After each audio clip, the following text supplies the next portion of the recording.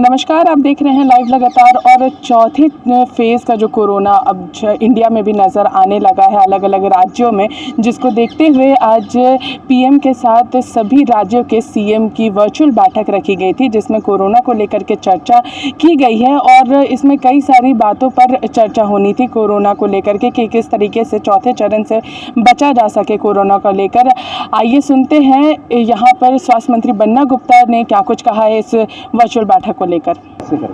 देखिए, हमारे आदरणीय प्रधानमंत्री जी ने आज स्वास्थ्य को लेकर वीडियो कॉन्फ्रेंसिंग की, लेकिन उन्होंने स्वास्थ्य पर बात कम की।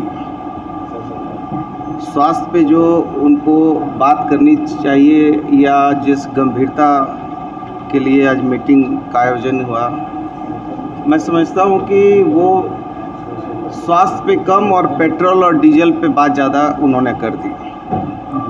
और ये मीटिंग विशुद्ध रूप से राजनीतिक मीटिंग बन के ये रह गई, क्योंकि जिस तरीके से दुनिया के देशों में ओमिक्रॉन वेरिएंट के नए रूप आ रहे हैं और देश में भी कुछ राज्यों में इसके कुछ दुष्प्रभाव दिखने को मिले हैं,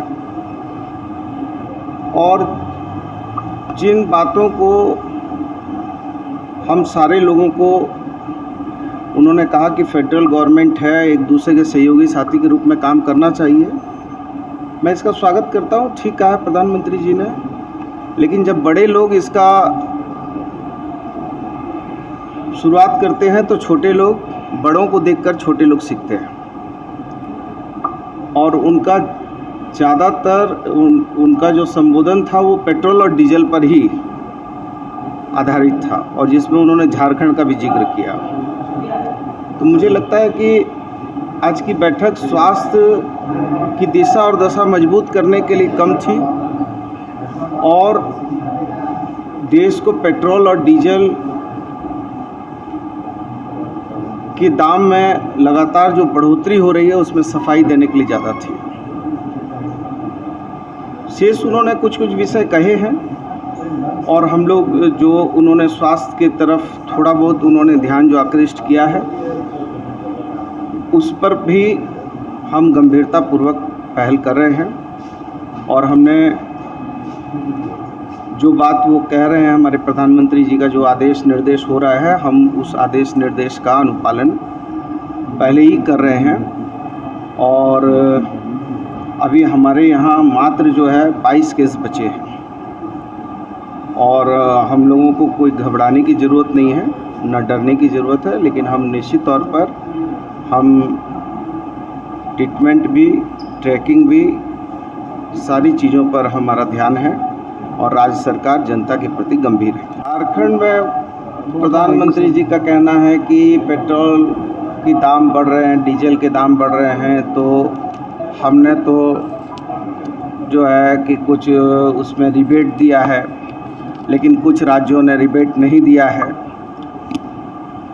पेट्रोल और डीजल या रसोई के गैस, ये पूरी तरीके से केंद्र सरकार ही इसका दिशा और दशा निर्धारित करती है।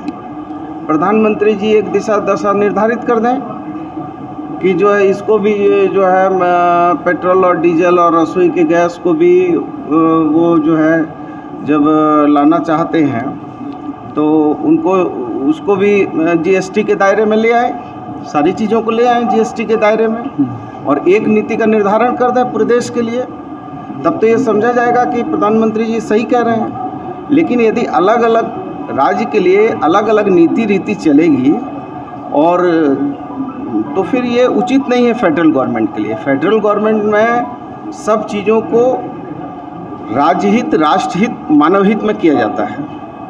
वैचारिक मतांतर होना स्वस्थ लोकतंत्र की पहचान है, लेकिन वैचारिक मतांतर हमारे संघीय सरकारों में कहीं एक दूसरे के विपरीत नहीं होना चाहिए, जिससे जो है देश की व्यवस्थाएं गड़बड़ होती है। ये तो मीटिंग हो गई कि 40% हेल्थ पर हुई, 60% जो है पेट्रोल डीजल पर हो गई। तो जो 40% हेल्थ पे हुई है, तो उन्होंने कहा कि दुनिया के देश में कई देश ऐसे हैं जहां पर ओमिक्रॉन का आया है, फिर हम लोगों ने तीसरे चक्र को देखा है। लेकिन मैं आपके माध्यम से मैंने कई बार हाथ भी उठाया, लेकिन चूँकि झारखंड एक ट्राइबल और गरीब स्टेट है, बोलने का मौका नहीं दिया गया। मैंने कई बार वीडियो कॉन्फ्रेंसिंग में हाथ उठाया कि बोलने का अवसर मिले, नहीं दिया। नहीं तो मैं ज़रूर उनसे प्रार्थना करता कि जो बूस्टर डोज है वो कम से कम झारखंड के लोगों को बूस्टर डोज जो है फ्री होनी चाहिए।